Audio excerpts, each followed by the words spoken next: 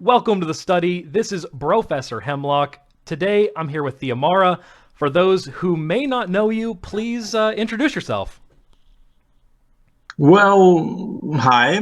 I would say that I'm a dedicated Arcane Mage player as well as you and your viewers. I play Kyrian and Raid and Dungeons, for which I created the basic APL for Simcraft. I'm also a cats lover, pineapple pizza hater, and I use Time Warp whenever my temporal warp friends ask me to. So I'm just a nice boy.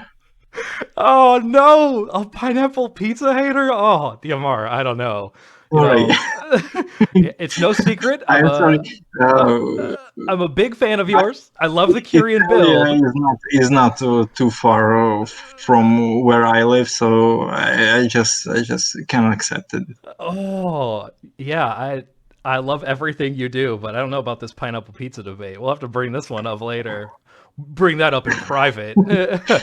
So, You anyways, still can cut it. how did you originally theorize the build and kind of the play style and I feel like at the beginning of Shadowlands, Arcane was just Night Fae, Night Fae, Night Fae, Night Fae, and you were Kyrian.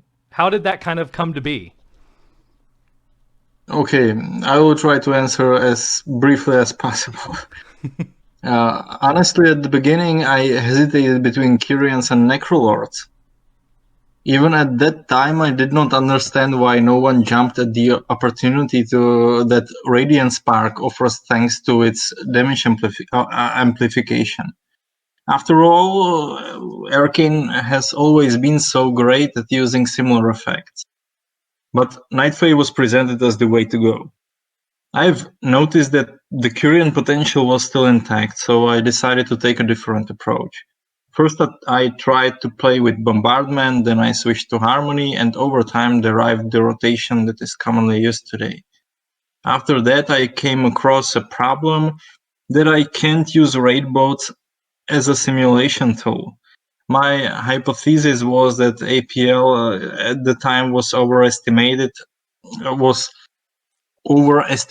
some stats for Kyrians such as mastery and underestimating others.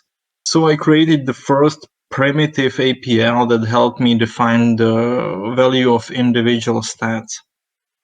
That was basically enough for me, but when I decided to publish this build, it was clear that to me that without data support, it would have no value, you know. So I've spent few weeks building the foundation for the APL used today. All right. Wow. That sounds just like quite a journey. I definitely was on the Night Fae train myself, and when I first watched your Kyrian video, I was shocked. What you were doing was it was way out there. It was doing crazy numbers that I didn't even think were real. No one is hitting as hard as a Kyrian Arcane Mage. It seems like, especially on some fights, you're doing just hundreds of thousands of damage in the crits, and you just feel like you're off the charts. I feel like the play style of the build is just it feels really different from all the other builds right now. You rely on hard casting Arcane Blast, and there's kind of like a shatter effect going on with how you're getting your blast and barrage combo in off of Radiant Spark. It's really different for the other builds. Do you think there's like specific strong points to this build and weak points, and can you kind of go over those? Yeah, of course, of course. I feel the variability and compactness are the biggest advantages. Finding a 10 seconds window for a burst sequence is easier than looking for 20 seconds, for example. Flexibility is extremely important, and the ability to choose the type of burst depending on the situation is incredibly useful for the team. You have the answer for almost every situation. You have single target, you have cleave, burst AoE, whatever. Presence of mind also gives us the opportunity to finish our burst while moving. At least it's most important part. You know. Yeah, However, go ahead, go ahead. however, for each type of fight today, you have to choose a slightly different approach. to using your cooldowns. Rotation, as such, is the literal in the literal sense does not exist. The disadvantage of this build is the fact that a large part of our DPS comes from the burst phases, and with so many of them, we have plenty room to do something wrong, you know. So you need to stay alert. Yeah, Overall, specifically what you said about the finding an easy to get 10-second burst window in, I think that to me is what makes the build feel so dang good. That's one of my favorite parts of it. Like, you got 10 seconds, touch of the Magi, Radiant Spark, boom, you're gonna pop off always. It just works. yeah, it's fast. It feels great because you don't need so much preparation, you know. Your harmony stacks will last. You are not worried about that your clear casting will just, you know, run out, and you just can start right away. So you cast free arcane missiles, and you can start. Overall, each covenant offers a different damage profile, and at the end of the day, which covenant will be the best for a given purpose depends on how well the damage profile corresponds to the combat structure. So it depends. Yeah. So, kind of on that topic, have you played any of the other covenants, and do you feel like those other covenants are less enjoyable because of that extended burst setup? Like for me, I hate fishing for clearcast procs sometimes. It almost feels like a zero-sum game if you don't get lucky with your procs. You know, there are always some trade-offs. You can do some amazing burst with Necro, for example, but that fishing for procs and the preparation phase you need to do before you actually can do real damage is something what it's a limitation, you know. It's Yeah, a different kind of limitation. Kyrians has their own limitations in terms of their rotation and how they do DPS, and every other spec has uh, like different kinds of it. I don't know how to how to explain it, but still, you need to understand that it's not yeah, I kind of get where you you're just. going. It's there is certain limitations with Kyrian that definitely feel worse in some situations. Like for me, I think one of the big things I notice is on fights where there or encounters where there are occasional random movement. It does feel Mhm. somewhat bad when you get interrupted on your touch of the Magi and you're forced to use presence of mind. Then you can't do the shatter combo with the barrage. So you lose out on Mhm. some DPS in that way. And that's kind of probably my worst feeling with the Kyrian build. Of course, but you still can use presence of mind to be protected of those situations. You just need to know the fight. You know, if you know that there is a possibility that your burst sequence is going to be disturbed, you just need to use it to let's say feel more safe, and Yeah, that's you it. need to have presence of mind ready and know that if you can get a random movement effect, have presence of mind in your back pocket before you go into the burst rotation. You don't want to do your burst rotation without having presence of mind available as an option. Yeah. Now, one of the other things on the build that I specifically hear a lot of criticism about is, oh, crit RNG, crits are, if you don't crit, you do no damage. On that kind of discussion, do you feel like crit is really as people make it out to be too important? And I kind of feel that way. Do you think crit is one of the most major factors in our DPS rotation? And do you think as we get more item level and secondary stats, maybe that higher crit percentage will kind of level off that, oh, I didn't crit on my barrage, I feel bad. Well, every build likes crit. No build feels okay without with no crits, you know. But okay, to answer your question, because of diminishing returns, you want your stat to be more or less balanced, to not lose the value. I think this may play a crucial role in the future. But yes, you need crit for your barrage, definitely. With such a damage profile as Kyrian has, you want to have your maximal crit values ready for your highest damage spike, which is the AP burst sequence.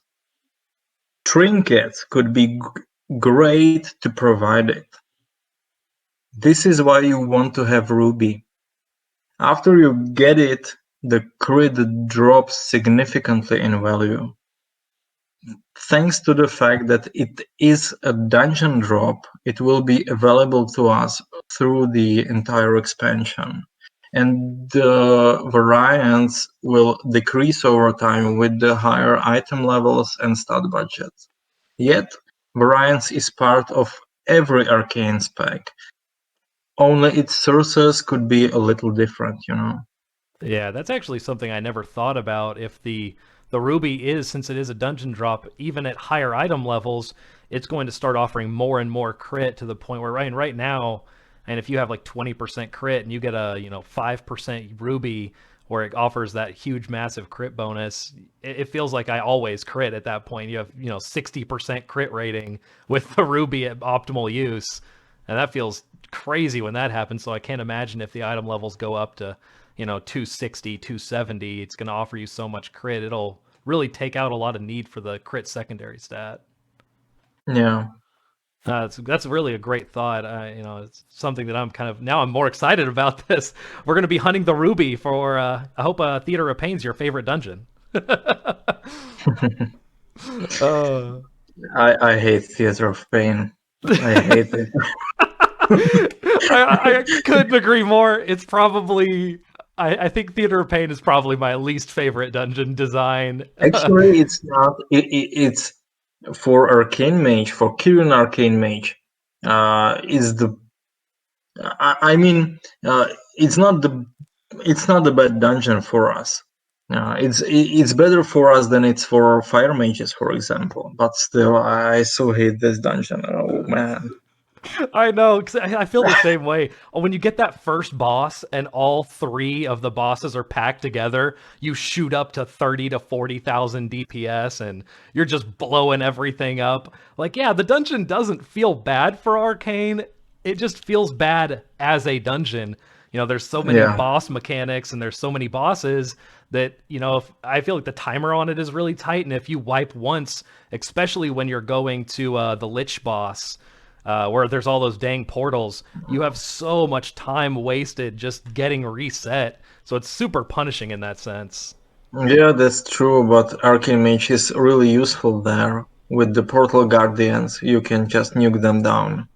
Oh yeah, that's You just easily the best. neutralize them. Yeah, it's such a help for your group. It's amazing.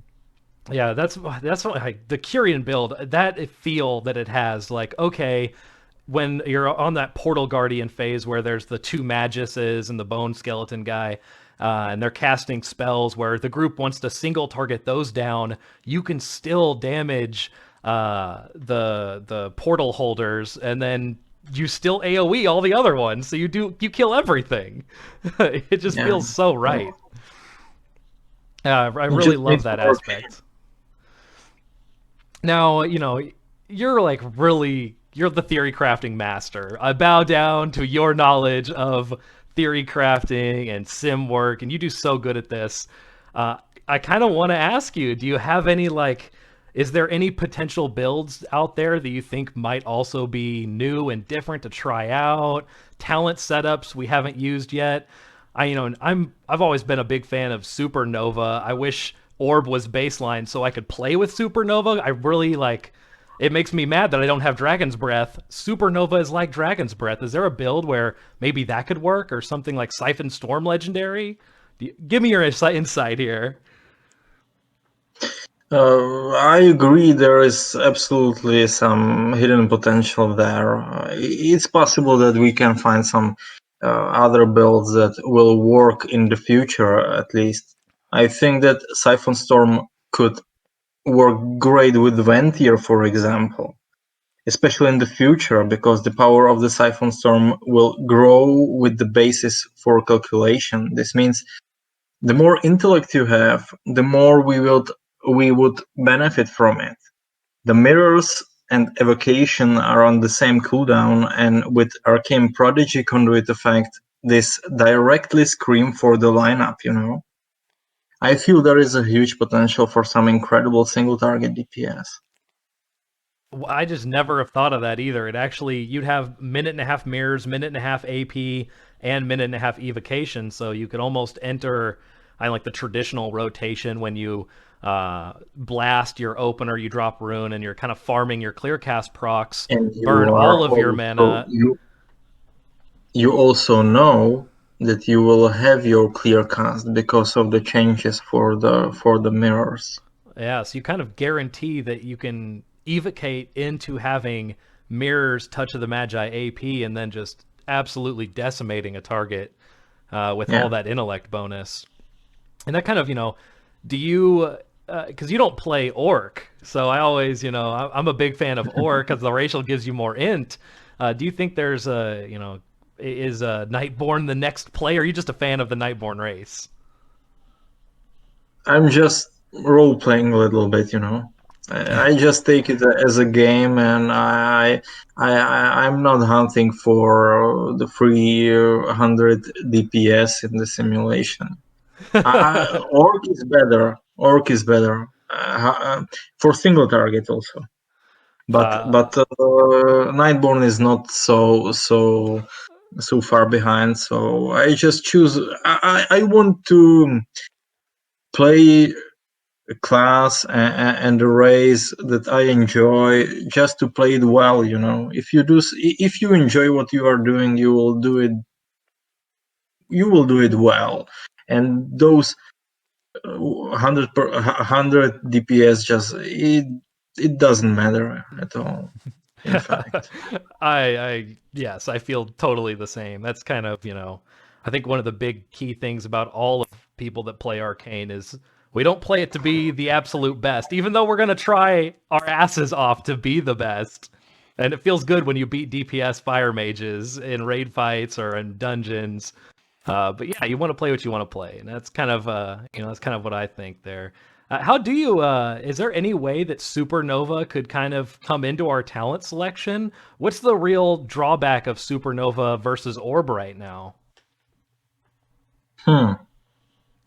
Because I love the Well, interrupting effect of it. I think that's kind of like where Dragon's Breath is so powerful in Mythic Plus content.